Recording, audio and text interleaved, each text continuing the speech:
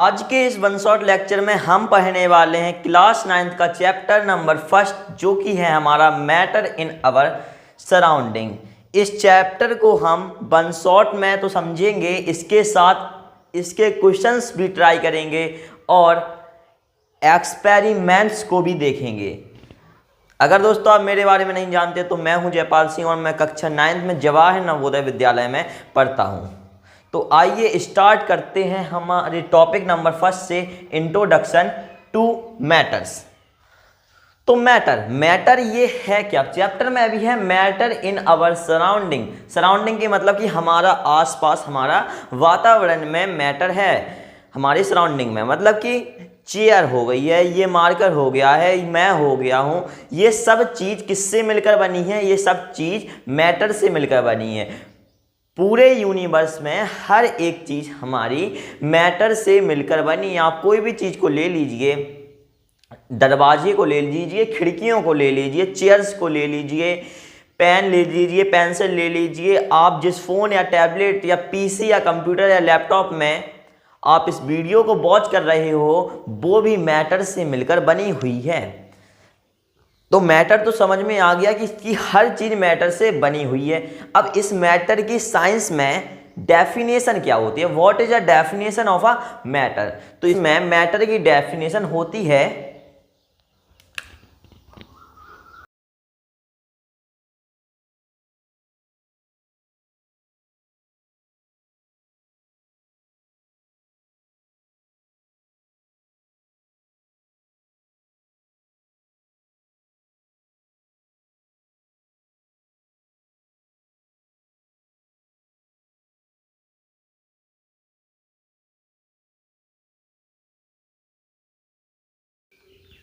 तो मैटर की डेफिनेशन यहां पर लिख दिया कि anything which occupies space and has mass is called matter. तो मैटर कोई भी एक ऐसी चीज होती है कि जिसके पास अपना कोई मास हो। मास मतलब कि वेट और मास में थोड़ा सा डिफरेंस होता है। वेट होता है जो हर एक प्लैनेट पर अलग अलग हो सकता है, और जो मास होता है वो सभी प्लैनेट पर बराबर होता है। उसका ग्रेविटी से कोई लेना देना नहीं होता है, पर वेट का ग्रेविटी से लेना देना होता है। पर वेट और मास सेम ही है, दोनों वजन को बताते हैं। तो एनीथिंग विच ऑक्यूपाई स्पेस, कोई भी वस्तु, कोई भी थिंग जो स्पेस को ऑक्यूपाई करे और उसके पास अपना कोई मास हो, अपना कोई वेट हो, तो उसको बोलते हैं मैटर। एग्जाम्पल हम ले सकते हैं मैटर्स के।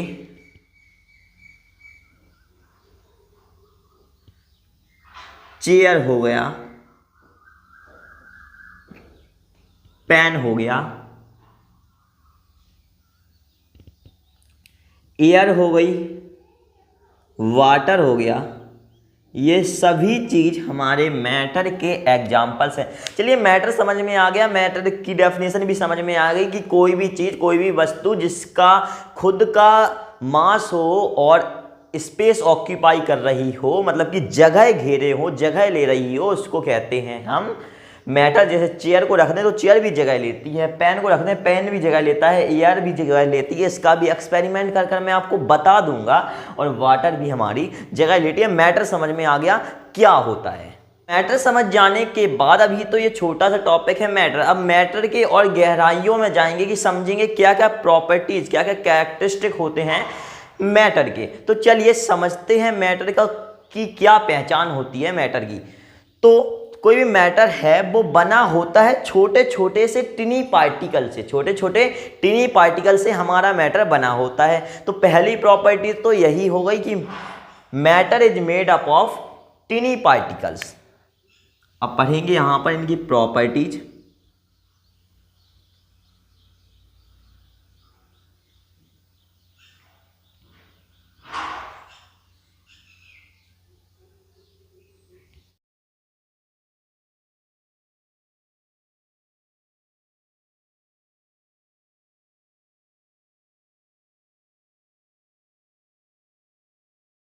कि मैटर है वो हमारा बना है टिनी पार्टिकल से, छोटे पार्टिकल से। Matter is made up of tiny particles. और भैया ये जो टिनी पार्टिकल्स हैं इनको बोलते क्या हैं, क्या होते हैं टिनी पार्टिकल्स? सोचिए थोड़ा कि कोई भी ऑब्जेक्ट है वो सबसे छोटे पार्टिकल्स का क्या नाम होता है? टिनी पार्टिकल। वो होता है एटम। तो मतलब कि जो मैटर है वो मैटर किससे बना होता है? एटम से। टिनी particle, matter is made up of tiny particles. पहली प्रॉपर्टीज क्लियर हो गई है, matter is made up of tiny particles. अब आते हैं दूसरी प्रॉपर्टी पर। दूसरी प्रॉपर्टी क्या कहती है? दूसरी प्रॉपर्टीज हमसे कहती है कि जो मैटर होता है, जो मैटर के बीच में हमारा स्पेस होता है, जो मैटर के पार्टिकल्स के बीच में स्पेस होता है, कि particles of matter having space between them. तो इसको लिख लेते हैं, उसके बाद समझा दूंगा।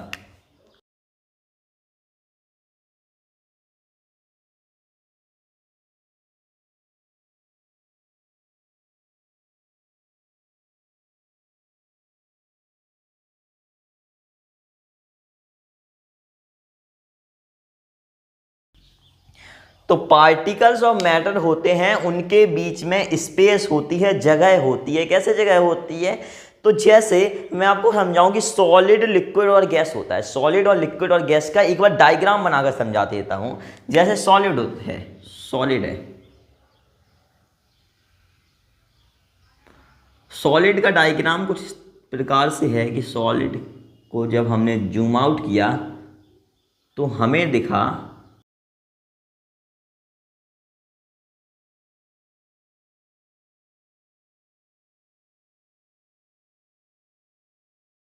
पर जब आप इसको जूम आउट करोगे तो देखोगे यहाँ पर कुछ ऐसी भी जगह है, कुछ ऐसी भी जगह है जो खाली है, जो खाली है।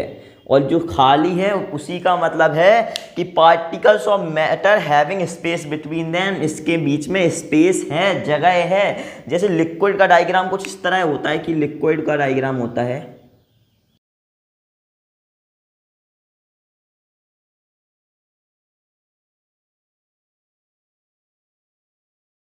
हमारे लिक्विड का डायग्राम होता है। अगर गैस का डायग्राम देखें आप तो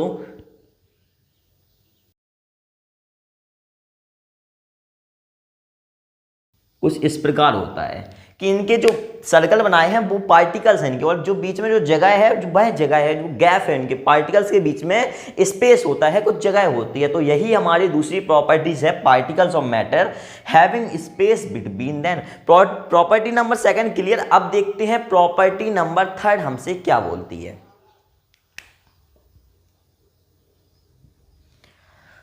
तो प्रॉपर्टी नंबर थर्ड कहती है मित्रों कि जो मैटर है, मैटर के पार्टिकल्स हैं वो कॉन्टिन्यूसली मूविंग होते हैं। इसका एक्सपेरिमेंट देख लीजिए आप पहले, उसके बाद में समझाऊंगा।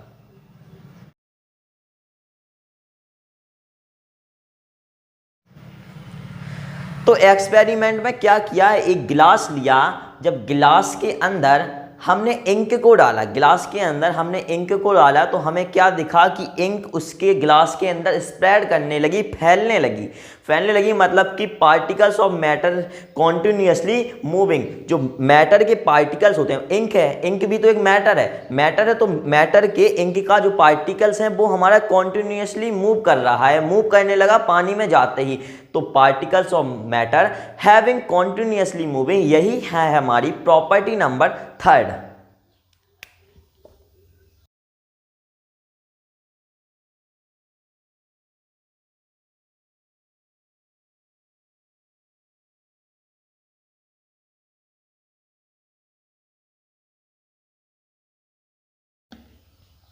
तीसरी प्रॉपर्टी आपको एक्सपेरिमेंट से बहुत ही अच्छी तरह क्लियर हो चुकी होगी।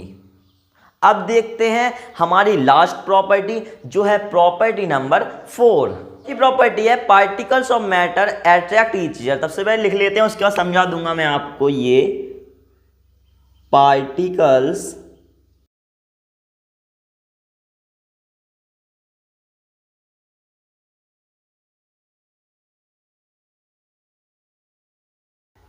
Particles of matter attract each other. इसका मतलब क्या हुआ?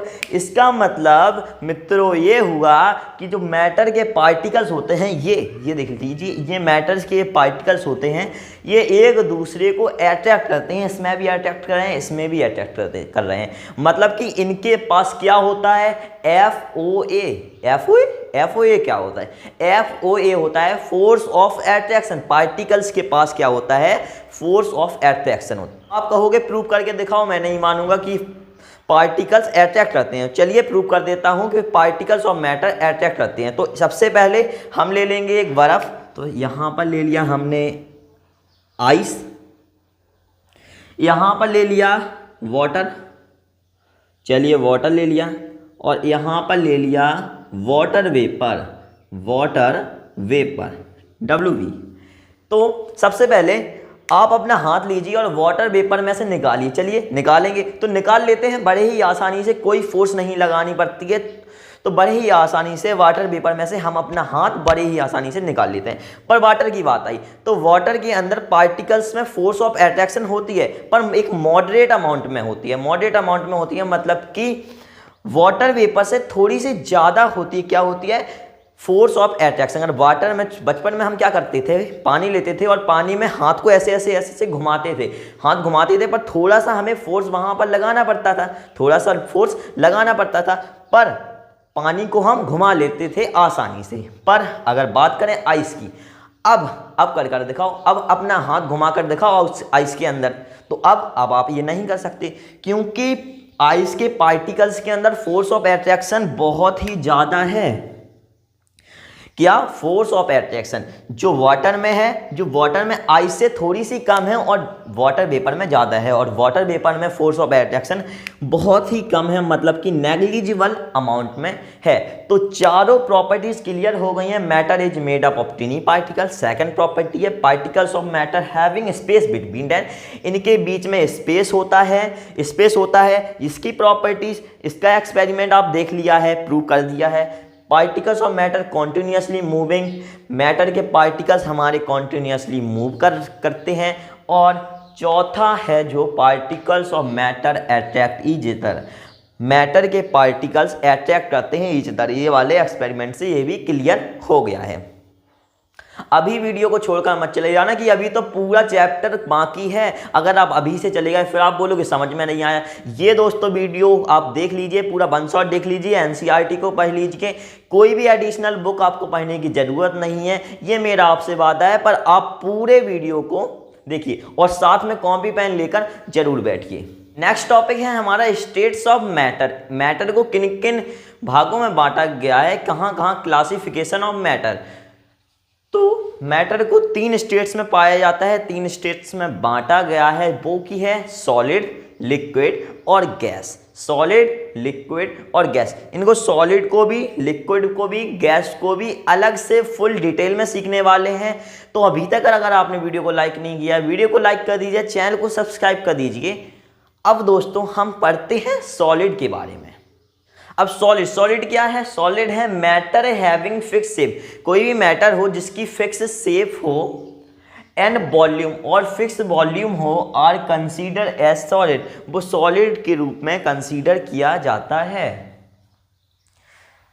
एग्जाम्पल हो गया stone, board, chair, pen, marker. ये मार्कर है, इसका फिक्स्ड शेप है, ये इसको हमने यहाँ पर अपने हाथ में रख दिया तो इसका शेप चेंज नहीं होगा, फिक्स शेप है। और उसका वॉल्यूम भी फिक्स है। आर कंसीडर एज सॉलिड्स को सॉलिड में सॉलिड्स बोलते हैं। तो एग्जाम्पल ये है। अब प्रॉपर्टीज और समझ लेते हैं कि क्या क्या प्रॉपर्टीज होती हैं सॉलिड की। सबसे पहले फिक्स वॉल्यूम, वॉल्यूम इसका फिक्स होता है।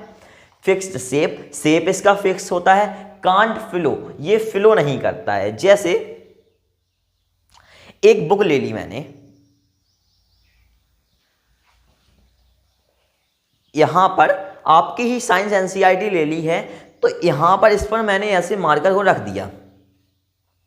ओके, मार्कर को रखा तो जब यहां पर मैंने मार्कर को ऐसा किया तो ये क्या किया, इस मार्कर ने इस मार्कर ने यहाँ से स्लाइड किया, क्या किया, स्लाइड किया, ये यहाँ से फ्लो नहीं हुआ। अगर मैं यहाँ पर पानी को डाल देता हूँ तो पानी यहाँ से बहेगा और जो मार्कर है वो यहाँ से स्लाइड करेगा। स्लाइड करना और बहना में बहुत अंतर है। तो जो हमारा सॉलिड होता है वो फ्लो नहीं करता है, मतलब कि वो बहता नहीं है, वो स्लाइड करता है, वो खिसकता है, स्लाइड करता है। तो इस बुक को रख देते हैं। उसके बाद और जो बहता नहीं है, जो स्लाइड करता है, उन चीज़ों को क्या बोलते हैं, उन चीज़ों को बोलते हैं हम रिजिड। क्या बोलते हैं, रिजिड। Is that clear. अब अगली प्रॉपर्टी है कांट बी कंप्रेस। इसको हम कंप्रेस नहीं कर सकते हैं। जैसे ये है, इसको आप बहुत दबा लो पर ये कंप्रेस नहीं होगा।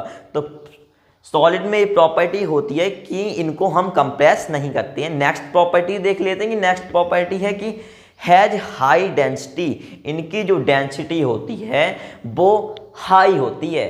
यहाँ पर has high density, high density का हो सकता है अभी आपको मतलब मालूम ना हो कि डेंसिटी क्या होता है। डेंसिटी होता है बेसिकली हमारा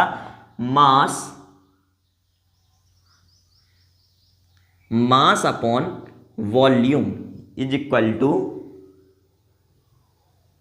डेंसिटी। तो मास अपॉन वॉल्यूम, वैसे हम अपनी लैंग्वेज में आपको बता देते हैं कि डेंसिटी कोई भी ऑब्जेक्ट की जब हम बोलते हैं कि इसकी डेंसिटी ज़्यादा है, जब वह थोड़े सी सरफेस एरिया कम ले और वहाँ पर ज़्यादा मास की चीज़ रख जाए तो उसको बोलते हैं हाई डेंसिटी। जैसे सॉलिड है, 5 किलो लेते हैं हम, 5 किलो का बार लिया तो 5 किलो का जगह तो वो उतना ही लेगा पर वो 5 किलो वहाँ पर रख जाएगा। अगर हम इसी जगह पर लिक्विड को लेंगे तो लिक्विड 5 किलो रखेंगे तो वह फैल जाएगा। तो इसलिए कम सरफेस एरिया में ज़्यादा मास ऑक्यूपाई कर ले उसको बोलते हैं हम हाई डेंसिटी। और नेक्स्ट प्रॉपर्टी है can't fill the container completely. कोई भी कंटेनर ले लें, मान लेते हैं आपने एक बाल्टी ले ली, आप बाल्टी के अंदर आपने स्टोन डाल दिए। अब क्या बाल्टी के अंदर स्टोन आपने पूरा ऊपर लेवल तक भर दिया, क्या अब आप उसमें कोई भी चीज़ नहीं डाल सकते? क्या वो कंप्लीटली फिल हो गया? नहीं होता है। आप पानी अगर उसमें डाल दो तो पानी उसके अंदर और चला जाएगा, मतलब कि जो सॉलिड से कोई भी कंटेनर को फिल नहीं किया जा सकता। ये था हमारा सॉलिड। अब पढ़ते हैं हम अपने लिक्विड को। तो लिक्विड है matter having fixed volume. Matter के पास फिक्स वॉल्यूम है but indefinite shape are called liquid. मतलब कि लिक्विड है, उसकी वॉल्यूम तो फिक्स है, वॉल्यूम उसका फिक्स है पर उसका शेप फिक्स नहीं है। कि अगर आप एक गिलास पानी लो, अगर उसको कटोरी में डाल दो तो वो कटोरी का शेप ले लेता है, अगर कटोरी से फिर से गिलास में डाल दो तो वह गिलास का शेप ले लेता है। आप कोई कैसा भी कंटेनर हो उसमें डाल दो तो वह उसका शेप ले लेता है। मतलब कि जो लिक्विड है वो कहीं भी एडजस्ट अपने आप को कर लेता है। तो यही है इसकी definition, matter having fixed volume, जिसकी फिक्स वॉल्यूम हो बट इनडेफिनेट शेप अलग हो जाता है, आर कॉल्ड लिक्विड। इसका एग्जांपल हो गया जैसे वाटर, मिल्क, यहाँ पर ऑयल है, ये प्रिंटिंग मिस्टेक आप समझ लीजिए, ऑयल और एटसेट्रा, इससे भी ज़्यादा हो सकते हैं और होते भी हैं। प्रॉपर्टीज ऑफ लिक्विड्स, ये लिक्विड्स की प्रॉपर्टीज हैं कि क्या है, फिक्स वॉल्यूम। इसका वॉल्यूम तो फिक्स ही रहता है कि मतलब कि अगर आपने 1 लीटर पानी को एक बाल्टी में डाला, फिर से बाल्टी से निकाल कर उसको अगर आपने फिर से मीजर किया तो फिर से भी भाई 1 लीटर ही रहेगा, मतलब कि उसका वॉल्यूम तो फिक्स ही रहने वाला है। नो डेफिनेट शेप, मतलब का उसका शेप है वो डेफिनेट नहीं रहता है। अगर आप कटोरी में डाल दो तो वह कटोरी का शेप ले लेगा और गिलास में डाल दो तो गिलास का शेप ले लेगा, बाल्टी में डाल दो तो बाल्टी का शेप ले लेगा। मतलब कि लिक्विड का डेफिनेट शेप नहीं होता है, नो डेफिनेट शेप। और प्रॉपर्टी है कैन फ्लो, ये फ्लो कर सकती है। मतलब कि अगर कोई भी एक टेबल है, टेबल पे आपने जब पानी डाल दिया, अगर गलती से पानी गिर जाता है, मिल्क गिर जाता है आपसे, तो पानी गिर गया तो फिर वह पानी फ्लो करेगा। जैसे सॉलिड के केस में क्या था, ये मार्कर हमने बुक के ऊपर रखा तो ये मार्कर स्लाइड किया, ये फ्लो नहीं किया, ये बहा नहीं, ये स्लाइड किया मार्कर। तो यहाँ पर पानी है वो फ्लो करेगा, लिक्विड है वो फ्लो करेगा, इसलिए उसको बोलेंगे हैंस नोन एज फ्लूइड्स। जो फ्लो करता है उसको फ्लूइड्स बोलते हैं और जो फ्लो नहीं करता है उसको बोलते हैं रिगिड। तो लिक्विड्स को फ्लूइड्स बोलते हैं। नेक्स्ट प्रॉपर्टी है कांट बी कंप्रेस्ड मच। अगर इसको हम कंप्रेस करेंगे तो ये कंप्रेस नहीं होगा, कंप्रेस तो होगा थोड़ा बहुत कंप्रेस आप इसको कर सकते हो नेग्लिजिबल अमाउंट में, पर आप इसको ज़्यादा कंप्रेस नहीं कर सकते। यही इसमें बोला गया है कांट बी कंप्रेस मच, इसको ज़्यादा कंप्रेस नहीं किया जा सकता। Density is less than solid, इसकी डेंसिटी सॉलिड से कम होती है। डेंसिटी मैंने आपको समझा ही दिया। अब can't fill the container completely, इससे कंटेनर है वो कंप्लीटली फिल नहीं होता है। कैसे फिल नहीं होता है कंप्लीटली? जैसे एक बीकर लिया या कंटेनर मान लेते हैं, कंटेनर लिया, उसके अंदर गिलास, बहुत ही अच्छा एग्जांपल है गिलास, गिलास लिया, गिलास के अंदर पानी लिया, पानी को डाल दिया, और जब आप गिलास के अंदर पानी डालते हो तो वहाँ पर आप एक टिक लगा देना कि ये टिक लगा दिया। इसका एक्सपेरिमेंट भी आप देख सकते हो।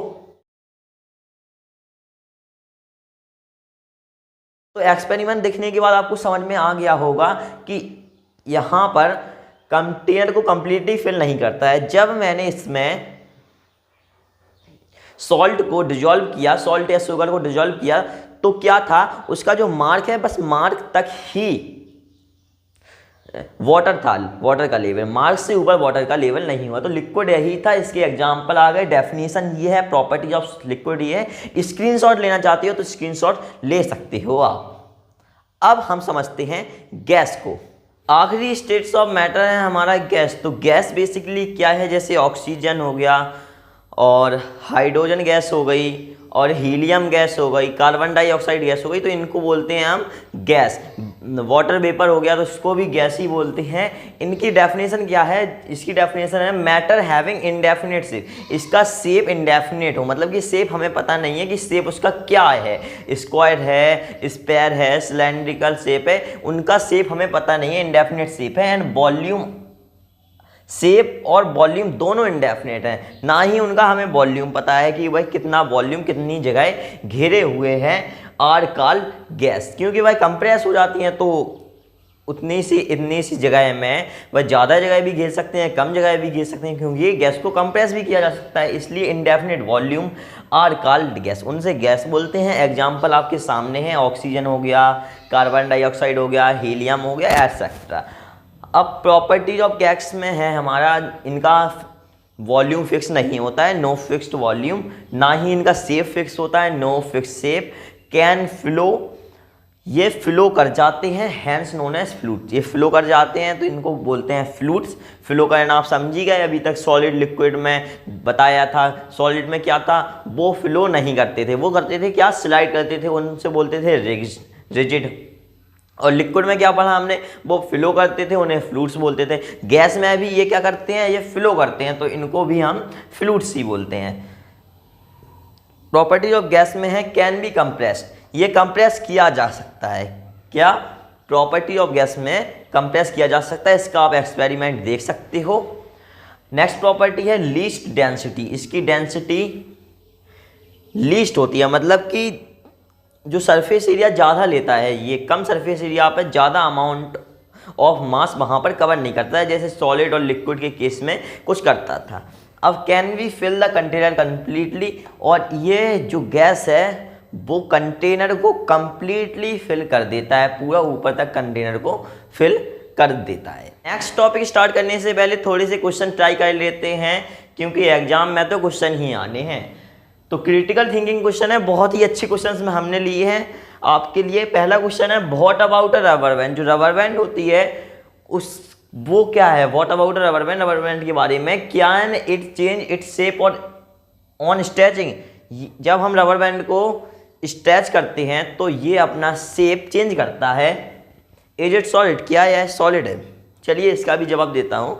सबसे पहले तो हमें पता है कि सॉलिड क्या होते हैं, सॉलिड अपना शेप चेंज नहीं करते हैं, और ये स्ट्रेच करने पर शेप चेंज कर रहा है। पहली बात कि जब हम इसको स्ट्रेच कर रहे हैं, इस पर फोर्स अप्लाई कर रहे हैं, तभी तो यह अपना शेप चेंज कर रहा है। और जब हम इसको खींच देते हैं रबर बैंड को, और जब हम उसको छोड़ते हैं तो वह अपनी पोजीशन में फिर से वापस आ जाता है। इसलिए ये हमारा ना ही लिक्विड है ना ही गैस है, ये हमारा सॉलिड है, क्योंकि जब हमने इसको खींचा तब तो इसने अपनी शेप को बदल दिया, पर जब इसको हमने छोड़ा तो यह अपनी फिर से वही शेप पर वापस आ गया, इसलिए यह तो हमारा सॉलिड ही है। ये क्रिटिकल थिंकिंग क्वेश्चन है। सेकंड क्वेश्चन को जब आप देखोगे, what about a sugar and salt. Sugar और सॉल्ट के बारे में क्या है, यहां पर क्वेश्चन और है कि जब हम एक गिलास को हमने लिया, यहां पर एक गिलास को हमने लिया, जब हम इसके अंदर शुगर एंड सॉल्ट को डाल देते हैं एक गिलास के अंदर, तो शुगर और सॉल्ट यहाँ पर पूरी तरीके से फिल हो जाती है। इसके अंदर हो गई शुगर और सॉल्ट इसके अंदर फिल, एक जार के अंदर या एक गिलास के अंदर। तो हमने क्या बोला था कि इसका डेफिनेट शेप होता है, पर यह गिलास के अंदर जाकर तो इसने गिलास की शेप ले ली। किसने ले ली? शुगर मान लेते हैं, सॉल्ट। तो मित्रों यह है कि यहाँ पर जो हमारा गिलास है, गिलास के अंदर जो शुगर के पार्टिकल्स बहुत सारे हैं, शुगर के पार्टिकल बहुत सारे हैं। यहाँ पर अगर हम एक शुगर का पार्टिकल आप देखो तो एक शुगर का पार्टिकल कुछ इस तरह होता है।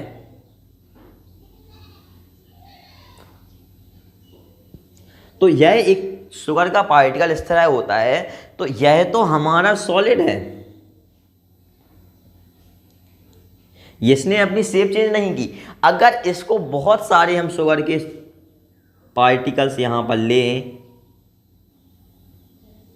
और उनको ऐसे रख दें, मिलाते जाएं, तो वह जार को कंप्लीटली फिल को फुलफिल तो पूरी तरह कर लेंगे। पर जब एक शुगर का पार्टिकल है, उसने अपना शेप को चेंज नहीं किया, जबकि ये बहुत सारे शुगर के पार्टिकल्स को जब गिलास के अंदर डाला तो गिलास का इन्होंने शेप ले लिया, पर ये शुगर का पार्टिकल तो अपने वही शेप में। तो शुगर एक सॉलिड ही है दोस्तों। अब तीसरा क्वेश्चन मैं आपसे पूछता हूं कि तीसरा क्वेश्चन यह है कि जो स्पॉन्ज होता है वो स्पॉन्ज क्या होता है? सॉलिड होता है क्या, लिक्विड होता है क्या, गैस होता है? इसका आंसर आप कमेंट बॉक्स में दे सकते हो। अब हम पढ़ते हैं अपना नेक्स्ट टॉपिक, जो कि है हमारा डिफ्यूजन। अब डिफ्यूजन क्या होता है? डिफ्यूजन होता है, हमारा डेफिनेशन पढ़ लेते हैं, उसके बाद समझा दूंगा। ये है the mixing of the substance with another substance due to the motion और मूवमेंट ऑफ इट्स पार्टिकल्स। तो जैसे आपने देखा होगा कि लिक्विड है, और आपने एक वीडियो देखी होगी जिसमें ऊपर ब्लू कलर का लिक्विड होता है, नीचे रेड कलर का लिक्विड होता है, और वो दोनों लिक्विड्स मिलते हैं। ऐसे ही the mixing of the substance, कोई भी सब्सटेंस हो वह मिल रहा हो अनदर सब्सटेंस, किसी दूसरे सब्सटेंस से, ड्यू टू द मोशन और मूवमेंट्स ऑफ इट्स पार्टिकल, उनके पार्टिकल्स में मोशन हो या मूवमेंट्स कर रहे हो उनके पार्टिकल, और एक दूसरे से मिल रहे हो, तो उसी को डिफ्यूजन बोलते हैं। ये डिफ्यूजन हमारा टेक्स प्लेस गैसेस में भी होता है, लिक्विड में भी होता है और सॉलिड में भी होता है। जैसे गैसेस में आपने देखा होगा, जो हमारे एनवायरनमेंट में ही आप ले लीजिए कि नाइट्रोजन भी गैस है, ऑक्सीजन भी गैस है, कार्बन डाइऑक्साइड भी गैस है, और कुछ एनोदर गैसेस भी हैं। तो ये गैसेस आपस में मिली हुई हैं, तो इनका क्या हुआ है? डिफ्यूजन हुआ है, एक सब्सटेंस का दूसरे सब्सटेंस से। और मूवमेंट्स ऑफ पार्टिकल, इनके पार्टिकल्स में मूवमेंट्स होता है, मूवमेंट ऑफ इट्स पार्टिकल्स में, तो यही होता है डिफ्यूजन। और डिफ्यूजन की रेट और मैं आपको बता देता हूँ कि सॉलिड में डिफ्यूजन बहुत ही देर में होता है और बहुत ही कम होता है, जो कि हमारा गैस में डिफ्यूजन फास्टर होता है। तो यहां पर लिख देंगे डिफ्यूजन, गैस, लिक्विड और सॉलिड। सॉलिड से ज़्यादा डिफ्यूजन लिक्विड में होता है और लिक्विड से जल्दी डिफ्यूजन गैस में होता है। गैस में फास्टर और सॉलिड में स्लोअर। ये है हमारी रेट ऑफ डिफ्यूजन। तो डिफ्यूजन आ गया समझ में कि दो सब्सटेंस आपस में मिले और उनके पार्टिकल्स की मूवमेंट्स की वजह से, तो वह होता है डिफ्यूजन। ऐसा नहीं है कि ये एक मार्कर लिया और ये मैंने हाथ को यहाँ पर रख दिया तो ये दोनों मिल गए, तो ये डिफ्यूजन नहीं कहेगा, क्योंकि उनके पार्टिकल्स भी मिलने चाहिए, मूवमेंट्स ऑफ पार्टिकल्स से, तो वह होता है डिफ्यूजन। डिफ्यूजन समझ में आ गया, तो अब हम समझेंगे काइनेटिक एनर्जी। जैसे मैं यहाँ से यहाँ पर चल रहा हूँ और यहाँ से यहाँ पर चल रहा हूँ, तो मैं अपनी बॉडी को मोशन करवा रहा हूँ, और ये मोशन किस वजह से हो रहा है? मोशन काइनेटिक एनर्जी के वजह से हो रहा है। तो यही है हमारी डेफिनेशन है, energy possessed due to the motion of its particles is called kinetic energy. जैसे यहाँ पर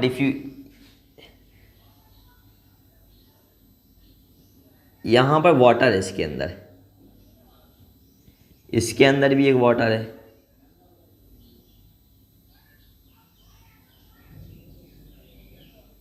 तो ये दोनों वाटर मिलके एक दूसरे जार में मिल रही है, तो इनके पार्टिकल्स के मूवमेंट्स की वजह से मिल रहे हैं, तो ये तो डिफ्यूजन हो जाएगा। पर इनके पार्टिकल्स का मूवमेंट कौन करवा रहा है, ये पानी कैसे मूव हो रहा है, इसकी खुद की एक एनर्जी है, वह एनर्जी का नाम होता है काइनेटिक एनर्जी। तो काइनेटिक एनर्जी बढ़ती कैसे है, अगर हम टेम्परेचर को बढ़ाएंगे तो काइनेटिक एनर्जी बढ़ेगी, और अगर हम टेम्परेचर को कम करेंगे तो काइनेटिक एनर्जी कम होगी। इसका एक एग्जांपल है कि अगर आप गर्म पानी लो और गर्म पानी में, जैसे इंक को हमने गर्म पानी में डाला, तो वह बहुत ही जल्दी इंक में फैलेगी, क्योंकि वहाँ उनके पार्टिकल्स में काइनेटिक एनर्जी बहुत ज़्यादा है और पार्टिकल बहुत जल्दी जल्दी वहाँ पर मूव कर रहे हैं, तो इंक भी बहुत जल्दी जल्दी वहाँ पर पानी में फैलेगी। अगर हम इसके जगह पर कोल्ड वाटर लें, ठंडा पानी लें, तो उनके पार्टिकल्स में काइनेटिक एनर्जी कम है, पर पार्टिकल्स मूव तो कर रहे हैं पर थोड़े धीमे मूव कर रहे हैं, तो वहाँ पर इंक धीरे धीरे हमारी इंक का डिफ्यूजन होगा वाटर में। तो आगे समझ में कि अगर हम यहाँ पर टेम्परेचर को बढ़ाते हैं तो टेम्परेचर बढ़ाने से क्या होता है, काइनेटिक एनर्जी भी हमारी बढ़ जाती है, और अगर काइनेटिक एनर्जी बढ़ जाती है तो इससे ऑल अबाउट से हमें समझ में आया कि डिफ्यूजन हमारा जल्दी होगा। अगर कभी भी डिफ्यूजन जल्दी करना है, दो सब्सटेंस का मिक्सिंग जल्दी करना है, तो सबसे पहले टेम्परेचर को बढ़ाना होगा, क्योंकि टेम्परेचर बढ़ाने से काइनेटिक एनर्जी बढ़ जाएगी और काइनेटिक एनर्जी बढ़ने से डिफ्यूजन हमारा फास्टर हो जाएगा। ये वाला टॉपिक समझ में आया, डिफ्यूजन और काइनेटिक एनर्जी। अब हम समझते हैं अपना नेक्स्ट टॉपिक। अब हम समझेंगे और सीखेंगे यहाँ पर SI unit of temperature. What is SI unit of temperature, temperature की एसआई यूनिट क्या होती है। अभी तक आपने सेल्सियस और फ़ारेनहाइट सुना होगा, पर अब एसआई यूनिट मैं आपको बताने जा रहा हूँ केल्विन। एसआई यूनिट टेम्परेचर की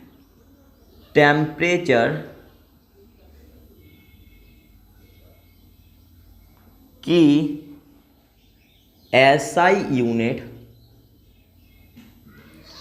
क्या होती है, केल्विन होती है। क्या होती है, केल्विन होती है टेम्परेचर की एसआई यूनिट। अब कन्वर्ट करना बता देता हूं, जैसे यहां पर केल्विन है, तो केल्विन को जैसे सेल्सियस है, सेल्सियस को केल्विन में हमें चेंज करना है, तो हम क्या करते हैं, kelvin is equal to Celsius plus 273। बस 273 हम केल्विन में जो सेल्सियस में जोड़ देंगे तो ये केल्विन आ जाएगा। अगर हमारे पास सेल्सियस हो और सेल्सियस हमें निकालना और केल्विन हो, तो क्या करेंगे, तो 273 माइनस कर देंगे। बस केल्विन हो सेल्सियस निकालना हो तो ये वाला करेंगे यूज, और अगर सेल्सियस हो केल्विन निकालना हो तो ये वाला, केल्विन हो सेल्सियस निकालना हो ये वाला, और सेल्सियस हो केल्विन निकालना हो तो ये वाला। ये दोनों भी फॉर्मूले बहुत ही इम्पोर्टेंट है एग्जाम के पॉइंट ऑफ व्यू से। तो कुछ एग्जाम्पल से हम देख लेते हैं, जैसे हमने यहाँ पर एग्जाम्पल देखा, जैसे 27 डिग्री सेल्सियस को हमें केल्विन में कन्वर्ट करना है, तो हम क्या करेंगे, बस 270 डिग्री सेल्सियस है यहाँ पर, 270 डिग्री सेल्सियस में 273 को ऐड कर देंगे, तो 273 यहाँ पर किया ऐड, 10 ये हो गया, 10 ये हो गया, 300 केल्विन आ गया इसकी वैल्यू। बस सिंपल है। जैसे ये वाला हो गया इस सेल्सियस का, इसको हमने किस में कन्वर्ट किया, केल्विन में। अगर हमें केल्विन की वैल्यू दी हो, मान लेते हैं 400 केल्विन की वैल्यू हमें दी है, अब इसको करना है किस में कन्वर्ट, हमें सेल्सियस में। तो क्या करना है, केल्विन में से 273 को माइनस करना है, 273 को माइनस करेंगे, यहाँ पर 7, यहाँ पर 2 और यहाँ पर 1, तो 127 डिग्री सेल्सियस इसकी वैल्यू आ गई। केल्विन से हमने इसको सेल्सियस में चेंज किया। बहुत ही सिंपल है, टेम्परेचर की एसआई यूनिट पता चल गई, कन्वर्ट करना भी पता चल गया। ये दोनों आइडेंटिटीज या दोनों फॉर्मूलेज बहुत ही ज़्यादा इंपॉर्टेंट हैं। अब हम समझेंगे कि जो मैटर होता है, मैटर की 3 स्टेट्स हम पढ़ चुके हैं, सॉलिड, लिक्विड और गैस। इनके बारे में बहुत ही डेप्थ में हम पढ़ चुके हैं। अब क्या जो सॉलिड, लिक्विड और गैस होते हैं, क्या ये अपनी स्टेट को चेंज करते हैं? क्या सॉलिड से सॉलिड लिक्विड में कन्वर्ट हो जाता है, कि लिक्विड से सॉलिड में कन्वर्ट हो जाता है? क्या सॉलिड गैस में कन्वर्ट हो सकती है? क्या गैस सॉलिड में कन्वर्ट हो सकता है? तो इसको समझेंगे और लिक्विड गैस में। तो सबसे पहले इनको लिख लेते हैं कि हमने यहाँ पर पढ़ेंगे हम इसको, तो इसको अलग से पार्टीशन में सॉलिड,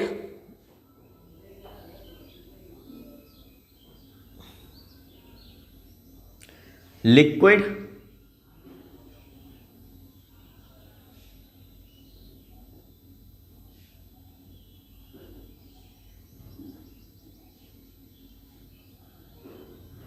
सॉलिड हो गया, लिक्विड हो गया और गैस।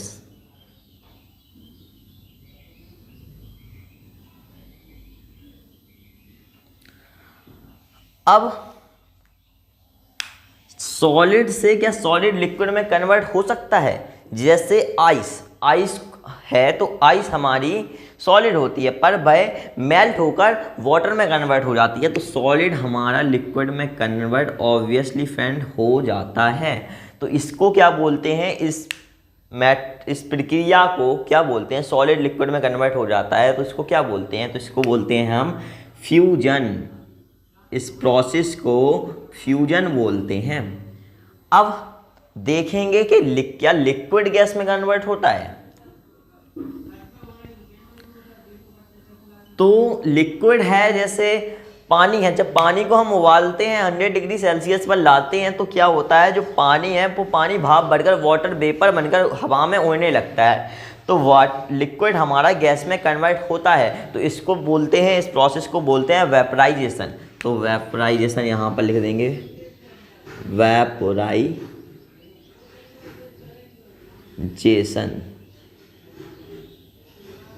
बिल्कुल हमारा लिक्विड गैस में कन्वर्ट होता है। हाँ, गैस हमारी सॉलिड में कन्वर्ट होती है, इसको बोलते हैं हम डिपोजिशन। अब देखेंगे क्या सॉलिड तो लिक्विड में कन्वर्ट होता है फ्यूजन से, क्या लिक्विड सॉलिड में कन्वर्ट हो सकता है? हाँ फ्रेंड, लिक्विड भी हमारा सॉलिड में कन्वर्ट हो जाता है। जब पानी को फ्रिज के अंदर रखेंगे तो वह बर्फ़ में कन्वर्ट होता है, तो वह तो होता है। तो लिक्विड सॉलिड में कैसे होता है? इस प्रोसेस को क्या बोलते हैं? इसको बोलते हैं हम लोग सॉलिडिफिकेशन।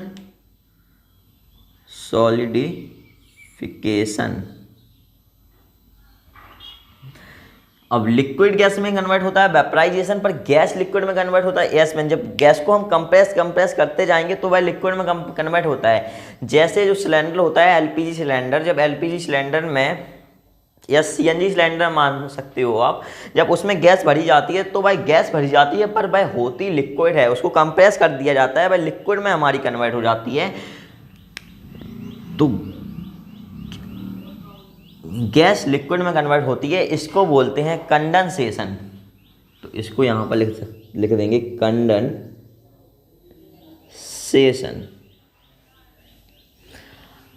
अब गैस सॉलिड में कन्वर्ट होती है, क्या सॉलिड लिक्विड में कन्वर्ट होता है? सॉलिड सीधा लिक्विड में कन्वर्ट होता है, सॉलिड सीधा गैस में, सॉलिड सीधा गैस में कन्वर्ट होता है। हाँ, जो ड्राई आइस होती है, जो वाइट बिल्कुल आपने देखी होगी ड्राई आइस होती है, वो सीधा होती सॉलिड है, पर वह सीधा कन्वर्ट किस में होती है? वह कन्वर्ट हमारी गैस में होती है। तो इसको बोलते हैं हम सब्लिमेशन।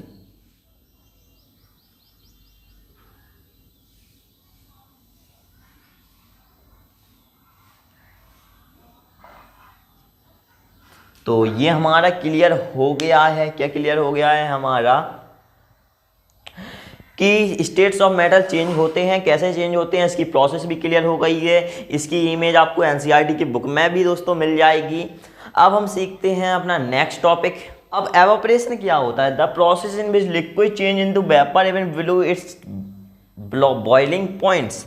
इसका मतलब क्या? इसका मतलब ये है कि सबसे पहले जो एवापोरेशन है वो होता है सरफेस पर। वो किस पर होता है? सरफेस पर। और क्या है एवापोरेशन? कि लिक्विड है वो वेपर में कन्वर्ट हो रहा है और बॉइलिंग पॉइंट, बिना इसके बॉइलिंग पॉइंट के आए हुए। तो क्या होगा? यहाँ पर हमें पता है कि 100 डिग्री सेल्सियस होगा, तब लिक्विड हमारा किस में कन्वर्ट होगा? वेपर में कन्वर्ट होगा, मतलब कि गैस में कन्वर्ट होगा। तो लिक्विड हमारा वेपर में कन्वर्ट होगा 100 डिग्री सेल्सियस पे। पर जब पानी बस जाता है तो गाँव में तालाबों में पानी भर जाता है, खेतों में पानी भर जाता है, तो ये पानी कैसे वाटर वेपर में कन्वर्ट हो जाता है कि कभी ऐसा तो होगा नहीं कि 100 डिग्री सेल्सियस टेम्परेचर हो जाएगा तो पानी कन्वर्ट हो जाएगा, 100 डिग्री सेल्सियस हो जाएगा फिर तो बहुत सारा ज़्यादा गर्मी पड़ जाएगी। 100 डिग्री सेल्सियस होता नहीं है, हमारा नहीं होता है, फिर भी हमारा लिक्विड जो वाटर है वो वाटर वेपर में कन्वर्ट हो जाता है। कैसे हो जाता है? ये एवापोरेशन की वजह से हो जाता है। यहाँ क्या होता है, the process in which liquid change in vapour, liquid vapour में कन्वर्ट हो जाता है इसके बॉइलिंग पॉइंट के, बिलो इट्स बॉइलिंग पॉइंट के। तो यही है हमारा एवापोरेशन। ये सरफेस पर काम करता है क्योंकि ये वाटर भी हमारा सरफेस पर ही है। अगर इसको आप देखो कि आप खुद भी इसको ट्राई कर सकते हो, एक गिलास लेना, धूप में रख देना और उसमें इतना पानी भर देना और जितना पानी भरो वहाँ पर ऐसा मार्क लगा देना। ओके, मार्क लगा दोगे जब धूप में, जैसे आपने सुबह रख दिया, जब आप शाम को देखोगे तो इसका पानी कुछ कम हो जाएगा, इसका पानी कुछ कम हो जाएगा। पानी कम हो जाएगा तो इसका क्यों हुआ? क्योंकि 100 डिग्री सेल्सियस तो हुआ नहीं, बस इसका वाटर वेपर में कन्वर्ट हो गया एवोपरेशन की वजह से। समझ में आ गया कॉन्सेप्ट? ये इसकी डेफिनेशन है। अब लेटेंट हीट क्या होती है? लेटेंट हीट बाय हीट होती है, जैसे ये वाइनर ले लिया हमने, ये वाइनर ले लिया, यहां पर